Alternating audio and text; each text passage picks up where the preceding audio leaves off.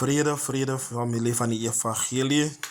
Ja, die weer is Hollands hier buitenkant. Die weer is niks lekker nie. Ek slee maar, jong. Ek is nou lekker op vakantie. Ja, voor een week, net zo'n beetje. Ik niet die rest. Maar ik dank de Heer, dat doen voor mij goed. Dat doen mijn lichaam goed, dat doen mijn geestelijkheid doen. Dat doet ook goed. Ja, kennis van de Heer. Net de gedachtes. Was lekker geweest die naweek aan Beaufort West. Lekker zaken gehad daar. Maar die Heer heeft het voor ons hier gekomen. Terwijl ons vrijdag. En ik kan van Garabau gaan om ons lijst te gaan optellen. En ik kan van Garabau voor ons vertrek.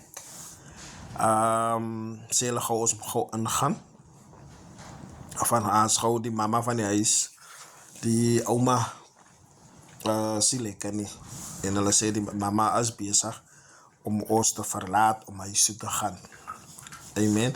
Zo. En ons gaan toe en ja, en ik zie ook, nee, mama gaan het niet maken. En ons is toe weer daar weg. En ons vertrek toe die ambulance vat en ons vertrek ook toe. En die leier, zijn besluit is, hij gaat samen. En ons rijdt toe. Van die werk van die Here, in zijn hart is het, die werk van die Here komt eerst. En dat is hoe een mens is. Jouw tijdelijke dingen en jouw tijdelijke familie moet je aan één kant zitten ter wille van die werk van die Here. En als God voor jou een opdracht gegeven heeft, je wil even die boodschap mooi luisteren. Als God voor jou een opdracht gegeven heeft,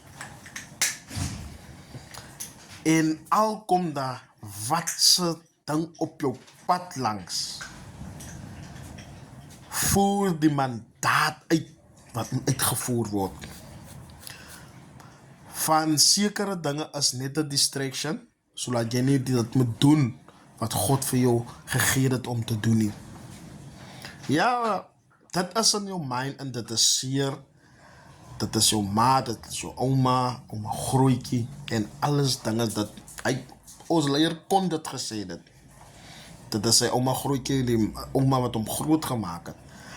Maar uit die werk van die Here het hij eerst gesteld. En hij het afgegaan en ons het geniet. En hij was hier hartseer in zijn gezicht toen hij die nieuws kreeg. Toen ons net land die zaterdagochtend 3 uur in de morgenuren daar. Toen kreeg hij die phone call dat zijn oma het afgesterven. Maar nochtans heeft hij die werk van die Here ten volle uitgevoerd. En ons het weer teruggekomen. Daar was niet van een geheilerij en hij die werk van die Here het hy gedoen en het ons gebedien met die nagmaal. Ik zoek nog mannen van die Here en vrouwen van die Here wat die werk van God eerst kan stellen. Voor jouw ma, jouw pa, jouw familie, jouw broer, jouw zuster, jouw man, jouw vrouw. Als God jou een persoonlijke opdracht geeft om zijn werk, om zijn boodschap uit te kan voeren. En die achtersterven familieleden, gaan je nog te doen wat God voor jou gezegd heeft om te doen? Dat is die vraag. Hier is je.